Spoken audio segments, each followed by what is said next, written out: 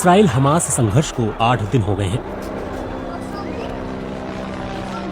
इस संघर्ष में अब तक 1300 से अधिक इसराइली और 2300 से अधिक फलस्तीनी मारे जा चुके हैं।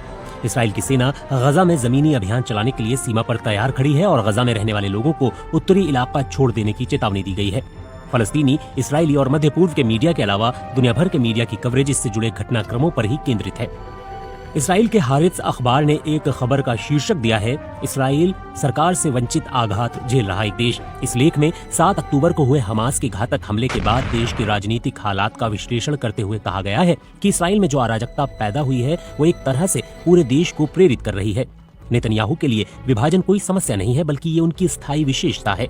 हारित्ज ने हमले को लेकर चल रही कॉन्स्पिरेसी थ्योरी पर भी एक लेख प्रकाशित किया है और आशंका जाहिर की है कि इस हमले में भीतरी लोग भी शामिल हो सकते हैं। इसराइल के चर्चित अखबार टाइम्स ऑफ इसराइल में एक संपादकीय लिखा गया है जिसका शीर्षक है, इसराइल राष्ट्र को नजरअंदाज किया गया। टाइम्स ऑफ इसराइल ने अपने लेख में कहा है, हमें नहीं पता कि गजा में कुल कितने लोग किडनैप हैं और कितने शव हैं। अगवा किए गए लोगों के परिजन अधिकारियों के सामने गिड़गिड़ा रहे हैं कि उन्हें स्पष्टीकरण दिया जाए। एक समय तो उनसे एक शीर्ष अधिकारी ने ये तक कह दिया कि अगवा किए गए लोगों के विषय पर युद्ध के बाद बात होगी। हिब्रू भाषा की सबसे चर्चित मीडिया वेबसाइट वाईनेट ने गजा पर जमीनी हमले से पहले इसराइल की तैयारियों के बारे में विस्तार से लिखा है। इस लेख में कहा गया है, जनरल स्टाफ ने यूनिटों को जमीनी हमले की योजना से जुड़े निर्देश देने शुरू कर दिए हैं। तब तक एयरफोर्स हमास के कमांड सिस्टम और जवाबी हमले की क्षमता को नष्ट कर रही है। हिजबुल्लाह अभी पीछे है, लेकिन एक बार गजा में इसराइल के घुसने के बाद उसके इरादों की परीक्षा होगी। इसराइल की रक्षात्मक क्षमता को पहुंची चोट की पृष्ठभूमि में अमेरिका से मिलने वाली मदद बेहद महत्वपूर्ण है।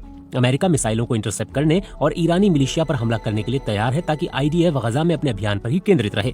फलस्तीनी मीडिया में इसराइली हमलों में मरने वालों की बढ़ती संख्या, गजा में पैदा हो रहे मानवीय संकट और वैश्विक प्रतिक्रियाओं का जिक्र है। पैलेस्टाइन क्रॉनिकल ने हमास के इसराइली बच्चों की हत्या करने के दावों पर CNN की रिपोर्टर के माफी मांगने से जुड़ी खबर प्रकाशित की है। फलस्तीनी मामलों पर नजर रखने वाली वेबसाइट मोंडोवाइज में अपना अनुभव लिखते हुए एक रिपोर्टर ने लिखा है, मैंने नकबा के बारे में बहुत सी कहानियां लिखी थी, आज मैंने नकबा का अनुभव किया। नकबा शब्द का मतलब होता है त्रासदी, और फलस्तीनी लोग इसे 1948 में अपनी जमीनों से जबरदस्ती हटाए जाने की घटनाओं से जोड़कर देखते हैं। हमास और इस्लामिक जिहाद से जुड़ी वेबसाइट कुद्स न्यूज नेटवर्क ने अपनी एक रिपोर्ट में हिजबुल्लाह के शेबा फार्म्स इलाके पर बड़े हमले का जिक्र किया है। इस रिपोर्ट में हिजबुल्लाह के हवाले से इजरायली सेना के कई ठिकानों पर हमले का दावा करते हुए कहा गया है कि रॉकेट निशाने पर लगे। इसके बाद हिजबुल्लाह और इजरायली सेना के बीच गोलीबारी और बमबारी भी हुई।